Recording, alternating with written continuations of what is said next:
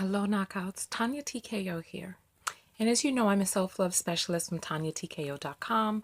I help you learn how to empower yourself to love yourself and other people and what self-love looks like through relationship. So yesterday I put up a video with Brian Gumbel talking about the Smollett incident because, he was personally acquainted with Smollett. And I told you all that I was going to come back out and do a part 2. But before I could even do the part 2, the R. Kelly story broke. So then I was like, okay, you know what? I'm going to sit down. I'm going to do the part 2 today, which we're going to be talking about the letter that Smollett read. I mean, the letter he received. And we were going to go into that. So I got a snippet from did I say Brian Gumbel or Don Lemon? I meant to say Don Lemon. So I got a snippet from Don Lemon's little thing that I was going to play. And in the snippet, I realized that he said on ABC with Robin that's when Smollett had given his account of what this letter consisted of. So then I started watching the interview. Have you seen the because I was like, okay, I'm going to get the snippet from the interview. But I started watching the interview and I was about 1 minute in when he was first of all giving too many details.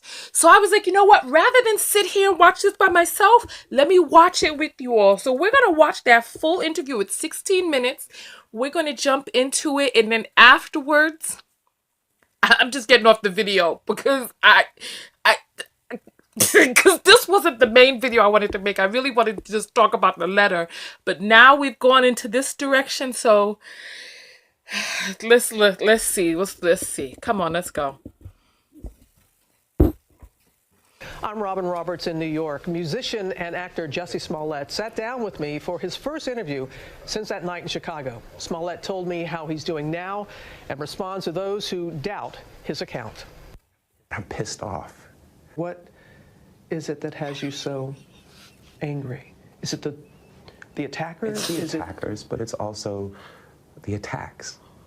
It's like, at first it was a thing of like, listen, if I tell the truth, yes, then that's it, because it's the truth. Then it became a thing of like, oh, how can you doubt that? Like, how do you not believe that? It's the truth. And then it became a thing of like, oh, it's not necessarily that you don't believe that this is the truth. You don't even want to see the truth. What happened that night, Jussie? When I landed in Chicago, and Frank Gatson, who's like my uncle, and he's also my creative director, and he picked me up. Do you see all of these extra details? We got back to the apartment. There was no food. And so I went out to Walgreens thinking that they were 24 hours there to have a smoke. Walgreens was closed. Were they?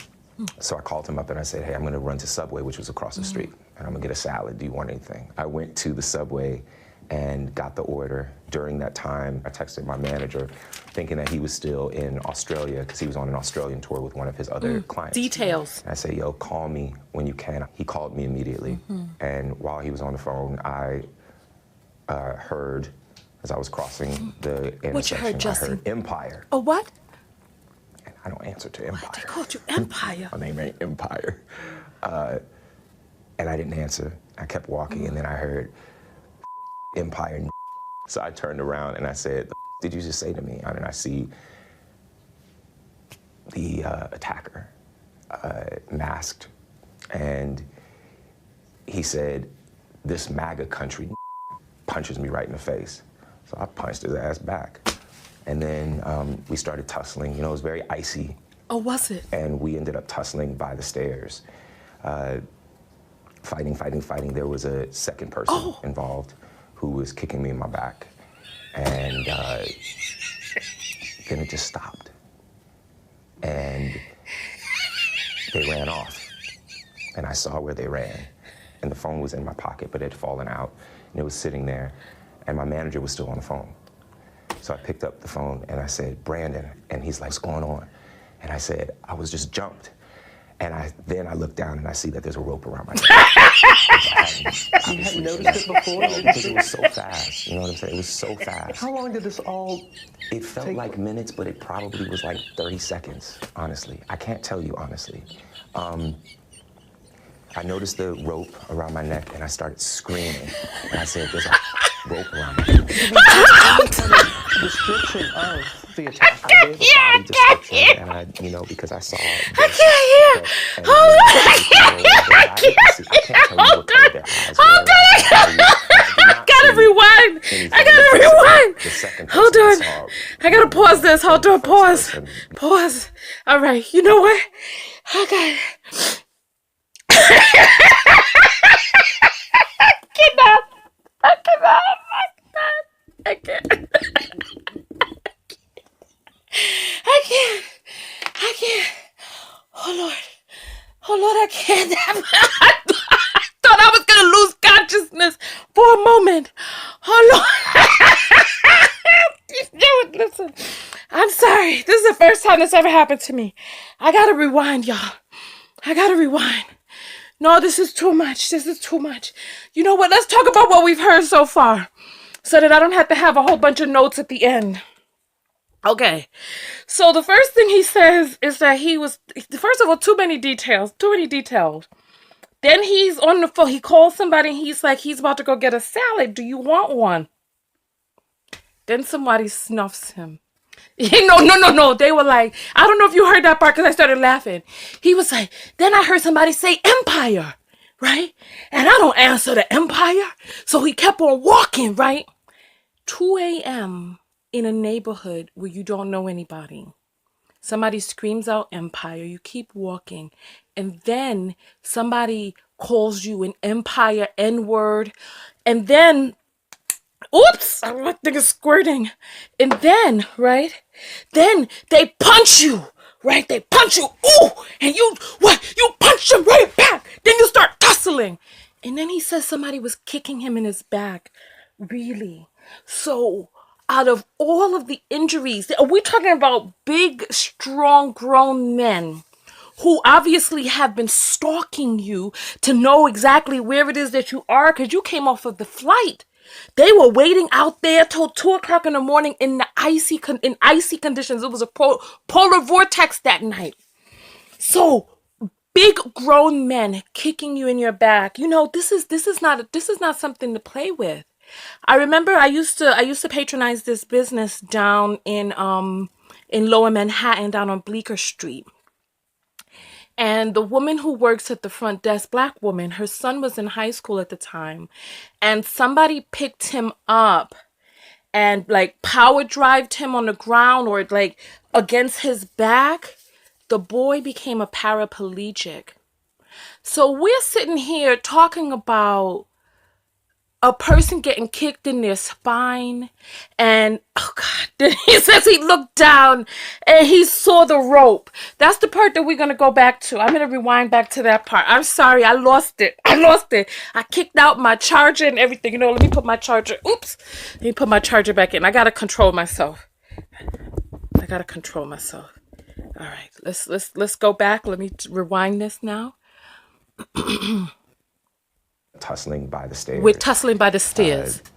All right. Fighting. There was a second person involved. There was a second person who was kicking me in my back. And then it just stopped. And they ran off. Oh, yes, they ran off? And I saw where they ran. Oh, you did? And the phone was in my pocket, but it had fallen out. And it was sitting there. And my manager was still on the phone. Oh, was he? So I picked up the phone and I said, Brandon. And he's like, what's going on? And I said, I was just jumped. And then I look down and I see that there's a rope around my neck, which I hadn't obviously. You hadn't noticed it before? No, because it was so fast. You know what I'm saying? It was so fast. How long did this all It felt like minutes, but it probably was like 30 seconds, honestly. I can't tell you honestly. I noticed the rope around my neck and I started screaming. And I said, there's a rope around my neck. Did you get any kind of description of the attack? I gave a body description and because I saw this, right here or whatever, but I can't tell you what color their eyes were. I can't tell you. And I did not see anything except the second person I saw running away. And the first person, I saw his stature. I gave the description as best as I could. You have to understand also that it's Chicago in winter. People can wear ski masks and nobody's gonna question that. The police have gone through a lot of video and they were able to capture an image of two people of interest. Have you seen that image, and do you believe that they could possibly be the attackers? I do. What is it about their size, or why do you feel that they could possibly be? Because I was there. For me, when that was released, I was like, okay, we're getting somewhere. I don't have any doubt in my mind that that's them. Never did. Why did you hesitate to want to call the police? You know, there's a level of pride there. We live in a society where, as a gay man, you are considered somehow to be weak, and I'm not weak. Oh, no. I am not weak. And we are, as a people, are not weak. So, I mean, I can accept that there was pride there. There's also privacy. You know, at the end of the day, look what has happened. You know, look what has happened. So, I'm glad that Frank called the police. I'm glad that we reported it. During that time before they came, it took them about maybe half hour to come. And during that time, I was looking at myself, just like checking myself out. I saw the bruise on my neck, you know, like the little, the rope burn around my neck. And then I smelled bleach. I know the smell of bleach. And I saw on my sweatshirt, it had marks on it, like spots on it, when you have a bad bleach job. So then I was like, there's bleach on me too. So when the police came, I kept the clothes on. I kept the rope. So you had the rope on the entire time? I mean, it wasn't like wrapped around, but yeah, it was around because I wanted them to see. I wanted them to see what this was. I told them what happened, everything. I also asked them to turn their body cams off because they were trying to stay in the hallway. And I was like, please just come in. Like, I don't want a big scene with my neighbors and with like the second round of police officers. I went down to where it happened and I walked them through exactly what happened. And I looked up and I saw that there was a camera directly on the light post that is in the intersection. So I'm like, there it is. A potential break in the case that would eventually fall apart days later. And then the detective told me that the camera inside the casing was facing north, so they didn't have it. And that was disappointing. The vast majority of people have been supportive and loving and understanding. And then as time has gone on, and that there's no, you know, it's 2 o'clock in the morning, you're going to Subway, Sub-Zero. Subway is open 24 hours. Like, people kill me when they say things like that because it's like Subway is open 24 hours for a reason. So that when you're hungry at night and you ain't got no food, you go to Subway. Oh, God. The camera facing north. So how is that my issue? It feels like if I had said it was a Muslim or a Mexican or someone black, I feel like the doubters would have supported me a lot more. And that says a lot about the place that we are in our country right now. The fact that we have these fear mongers, these people that are trying to separate us, and it's just not okay. It's just not okay. And for all of the people, the next time that you see someone report something, maybe well after the fact that it happened, and you say to them, well, why you wait until now? Just remember that mine was reported right away. And look what has happened. The phone. When did you, because as you said, it was an accurate account of the timeline, valuable information. When did you make that information available to the police? We had to give the phone records, which they didn't originally ask for my phone records. They asked for my phone. They wanted me to give my phone to the tech for 3 to 4 hours. I'm sorry, but I'm not gonna do that. Why? Because I have private pictures and videos and numbers, my partner's number, my family's number, my castmates' number, my friends' numbers, my private emails, my private songs, my private voice memos. I don't know what that's gonna be to hand over my phone for, and honestly, by then, inaccurate, false statements had already been put out there. Earlier this week, he submitted phone records from within an hour of the incident. But Chicago police said they were limited and heavily redacted, adding they need additional information to corroborate the investigative timeline. His attorneys tell us they are willing to cooperate. Smollett also says he has been troubled by inaccurate claims. What other ones had you heard that were inaccurate? That I had said that they were wearing MAGA hats. I never said that. I didn't need to add anything like that. They called me a They called me a There's no which way you cut it. I don't need some MAGA hat as the cherry on top of some racist sundae. I've heard that it was a date gone bad, which I so resent that narrative. I'm not gonna go out and get a tuna sandwich at a salad to meet somebody. That's ridiculous, and it's offensive. Yes, there's Grindr, yes, there's Jacked, yes, there's all of these things, which I have not been on in years. I can admit that I was on that back in the day. I was single, you know what I'm saying? But I have not been on that in years. But aside from that, it's offensive, and I absolutely resent that narrative because it's bull. It's bull. And it's unfair. It's unfair to the investigation. It's unfair to, I hate this word, but it's unfair to the victim. What were your injuries? What were they did x-rays. I didn't have, it was reported that I had like fractured ribs or cracked ribs or something like that. That wasn't true.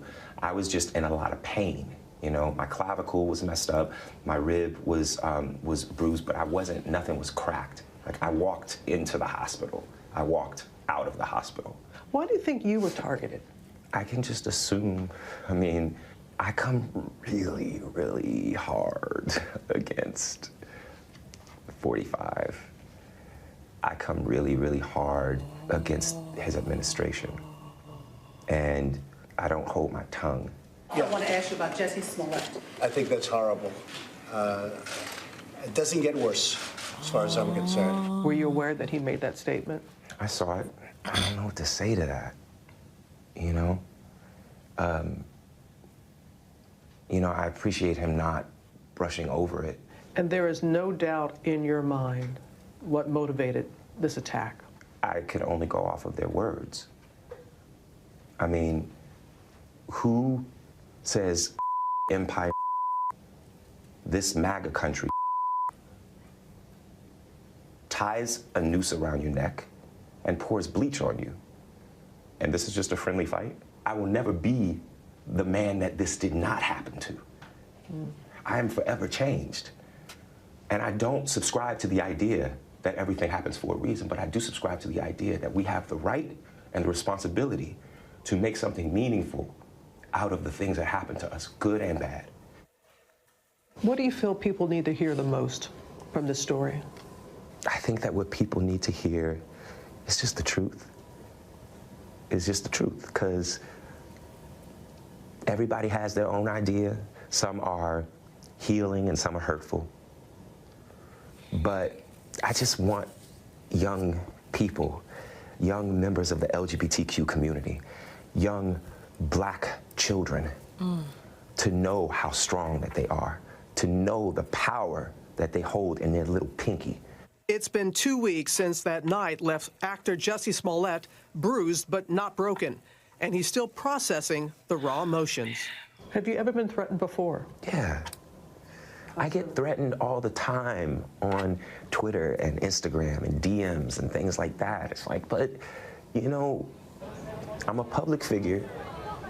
I'm very outspoken.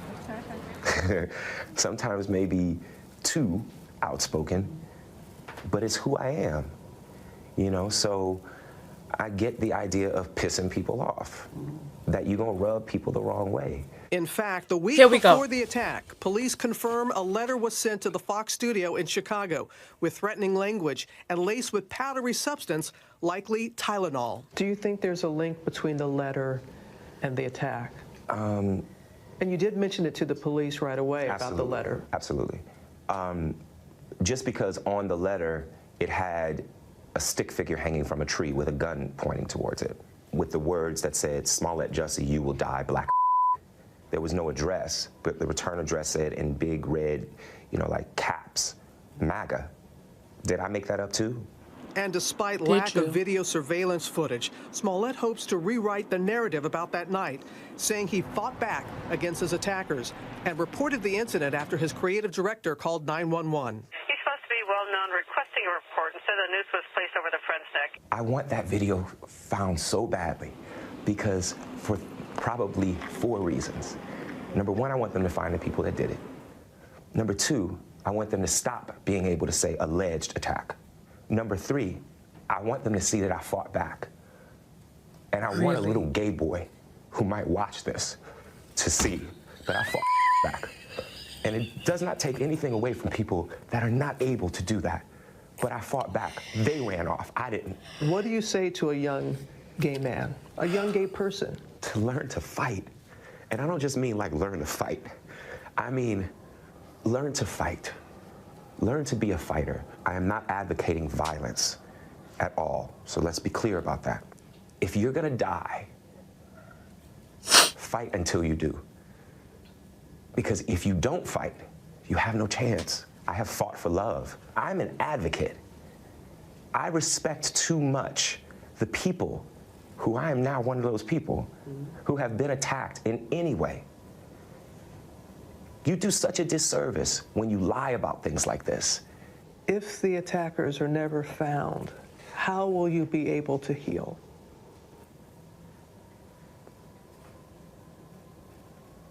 I don't know. Let's just hope that they are. You know what I'm saying? Yes. Like, let's not go there yet. Yes. Let's, I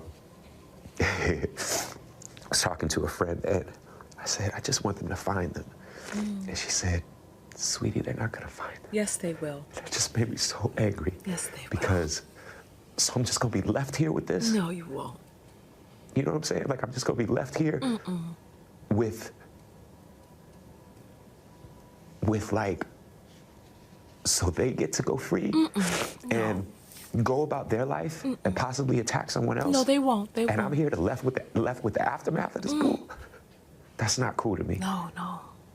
That's not okay. Yes. So I understand how difficult it will be to find them. No, not that difficult. But we gotta. I still Yes. want to believe Yes. with everything that has happened that there's something called justice. Oh, yes. Because if I stop believing that, then what's it all for? What is it all for? Thank you. What is it all for? Okay. So that is the full interview, and this just sent me on a roller coaster ride all over the place. So let's talk about this, right? Somebody else called the police. He wasn't going to call the police. So he probably got dragged into some situation he wasn't expecting to get dragged into. So Frank called the police.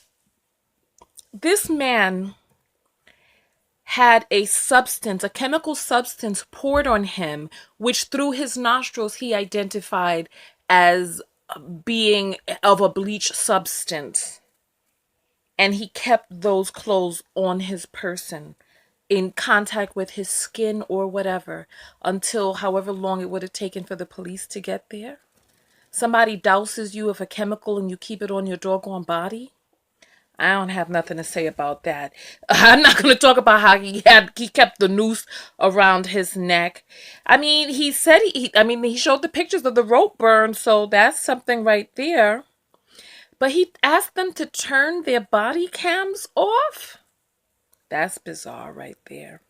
Then he starts pulling the whole race card if the people were Muslim or black, but he did mention that the people wore an eye mask or that they had on, those bakla, I think they're called baklavas, or is baklava that delicious treat that they sell in the Middle East with honey and the flaky golden pastry, ooh, and the nuts, pistachio.